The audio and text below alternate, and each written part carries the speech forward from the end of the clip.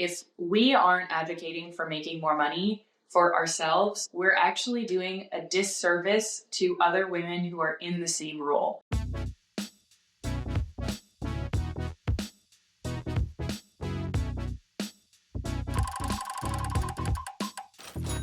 Hi, my name is Hailley Griffis. I am the head of communications and content at Buffer.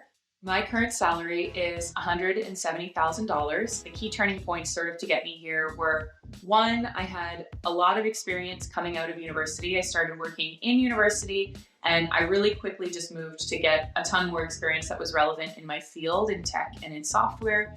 And then I think the other side of that is I moved to a company that has a really fair and generous compensation philosophy at Buffer.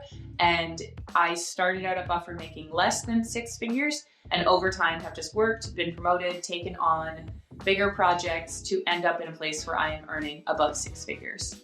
Getting that pay increase was a little bit less about what I did and a little bit more about landing a job that had very fair and very generous compensation policies. So there wasn't a negotiation on my end. It was just that I was the candidate who made it through the hiring process. I ended up getting the offer. I had the right skills. And then they just compensated that role higher than my last role was compensated. Changing companies was one way that I was able to earn a lot more. I earn more money than my husband, and a lot of people think that it's flipped. They think that he probably earns more money than I do. And I think there are a few reasons for that. One is that I work from home, and interestingly, people tend to think that because I work from home, I work remotely, and I have for 8 years now, that it's not a real job. And that's obviously not true, but that's an assumption I think that people have, that because I'm working from home, I must not be doing real work. And I probably am not getting paid very much for it, which both of those are not true. And then I think the other element here is just like, I work in tech, I work at a software company, he works in the military. So he works a much more traditional job that I think people would expect that he earns more than me, even though that's not the case. There are a lot of reasons that women should be advocating for earning more money at work.